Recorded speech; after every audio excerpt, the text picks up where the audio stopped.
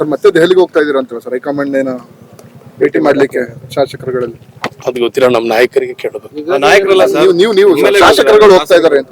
ಶಾಸಕರು 27ನೇ ತಾರೀಕು ಆದ್ಮೇಲೆ ಅಂತ ಹೇಳಿದ್ರು. ಮತ್ತೆ ಮುಂದಿನ ಡೇಟ್ ಯಾವಾಗ ಕೊಟ್ಟಿದಾರೋ ಗೊತ್ತಿಲ್ಲ, ನಾನು ಮಾತಾಡ್ತೀನಿ. ಸರ್ ಜಪ ಮುಗ್ದಿದೆಯಾ ಸರ್? ಯಾವಾಗ ಸರ್? ಜಪ ಇನ್ನೂ ಎದ್ದುಳಿಲ್ಲ ಗುರುಗಳು.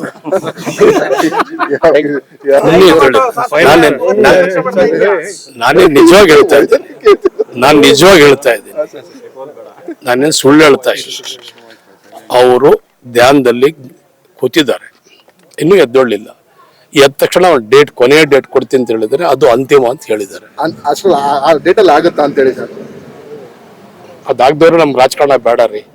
ಅಂದ್ರೆ ಸರ್ ಆ ಡೇಟ್ ಅಲ್ಲಿ ಇದು ಪ್ರಮಾಣ ವಚನ ಸ್ವೀಕರಿಸ್ತಾರ, ಅದ್ರೊಳಗೆ ಆಗ್ತಾರೆ ಏನು ಸರ್ ಎಕ್ಸಾಕ್ಟ್ ಅಂತ ಹೇಳ್ತೀವಿ ಸರ್? ಆ ಡೇಟ್ ಒಳಗಡೆ ಆಗ್ತಾರೆ, ಪ್ರಮಾಣ ವಚನ ಸ್ವೀಕಾರ ಮಾಡ್ತಾರೆ ಅವರು ಮುಖ್ಯಮಂತ್ರಿ.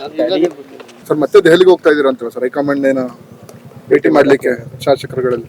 ಅದು ಗೊತ್ತಿಲ್ಲ, ನಮ್ಮ ನಾಯಕರಿಗೆ ಕೇಳಬೇಕು. ನಾಯಕರಲ್ಲ ಸರ್, ನೀವು ಶಾಸಕರುಗಳು ಹೋಗ್ತಾ ಇದಾರೆ ಅಂತ.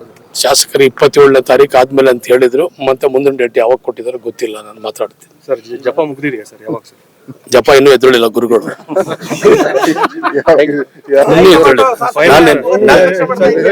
ನಾನೇ ನಿಜವಾಗಿ ಹೇಳ್ತಾ ಇದ್ದೀನಿ, ನಾನೇನು ಸುಳ್ಳು ಹೇಳ್ತಾ ಇದ್ದೀನಿ.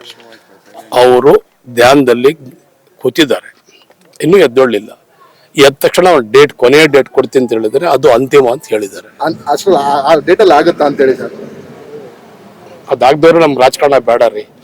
ಅಂದ್ರೆ ಸರ್ ಆ ಡೇಟ್ ಅಲ್ಲಿ ಇದು ಪ್ರಮಾಣ ವಚನ ಸ್ವೀಕರಿಸ್ತಾರ, ಅದ್ರೊಳಗೆ ಆಗ್ತಾರೆ ಏನು ಸರ್ ಎಕ್ಸಾಕ್ಟ್ ಅಂತ ಹೇಳ್ತೀವಿ ಸರ್? ಆ ಡೇಟ್ ಒಳಗಡೆ ಆಗ್ತಾರೆ, ಪ್ರಮಾಣ ವಚನ ಸ್ವೀಕಾರ ಮಾಡ್ತಾರೆ ಅವರು ಮುಖ್ಯಮಂತ್ರಿ. ಕರುನಾಡು ಟೈಮ್ಸ್ ಚಾನೆಲ್ನಲ್ಲಿ ಸುದ್ದಿ ಮತ್ತು ಜಾಹೀರಾತು ನೀಡಲು ಈ ನಂಬರ್ಗೆ ಕರೆ ಮಾಡಿ.